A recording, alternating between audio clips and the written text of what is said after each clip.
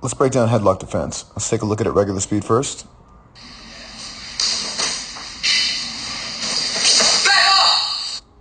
And let's break it down and analyze it. So generally speaking, in a headlock, there's going to be movement involved, and it's usually designed for control, intimidation, and oftentimes just inflicting pain. When you're practicing it, you usually want to start in one spot just because of the sensitive nature of, having somebody having their arm around your neck or your head. So let's break it down slow. So he starts, he wraps that arm around the neck. He's going to bring his head all the way down. Now, you have two arms that you can utilize. Either you can go the near arm or the far arm. So you always want to use the near arm. So zoom in right here. That's the near arm. This is the far arm. And zoom back out. Now you're going to take that near arm and you're going to swing it over your partner's head. Now the reason why you want to go over their partner's head instead of using this arm and moving the front is because your opponent's not going to be able to see it coming.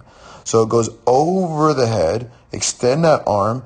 Now, so what you're going to do is you're going to take your middle finger, all right, the bone of your middle finger, and then you're going to place it right underneath the nose of your opponent. Now, the nose is incredibly sensitive. So once you take that finger and place it underneath the pit of the nose, you're just going to take your opponent's head and you're going to bring them all the way back. Now, the body has to follow the head. So as you can see, as he applies pressure to the nose, this arm relinquishes control, and your opponent immediately wants to put themselves in a position to alleviate the pressure, the pain, and then to put themselves in a better position for balance. And then, of course, he utilizes his verbal boundary and then slides back and then disengages. Let's take a look at it from another angle.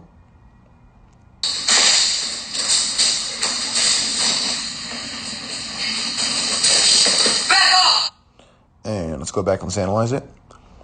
So again, he's going to start in a headlock position. All right. So the opponent is going to take their arm. They're going to wrap it around the head. They're going to bring your torso down. They're going to close their hands together to make it difficult for you to escape. You want to make sure that when you start, your knees are flexed, your feet are apart. Otherwise, you're going to fall down or they're going to take you to the ground. So again, separate those legs, bend your knees. Let's point that out there. And then now you have a near arm and a far arm. The near arm is the one that's closest to your opponent. You have the far arm, which is the one that's farthest away. You're going to use the near arm, and that arm is going to go over the back of your opponent.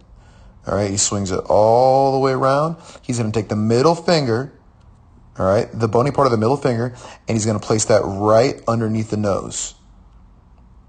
And then from there, he's going to use that as leverage to take his opponent's head straight back. Now, there's an aggressive way and there's a more conservative way. The aggressive way suggests that you take the head all the way back until they go to the ground. So you can literally control their head by placing your finger underneath the nose all the way to the point where they go to the mat. Or you can simply just apply pressure to the point where they let go of your head and their arm relinquishes control of your neck and then slide back and disengage. So the circumstances are going to dictate your response. So from that position, he slides back, he disengages, and he's out. And that's going to be headlock defense.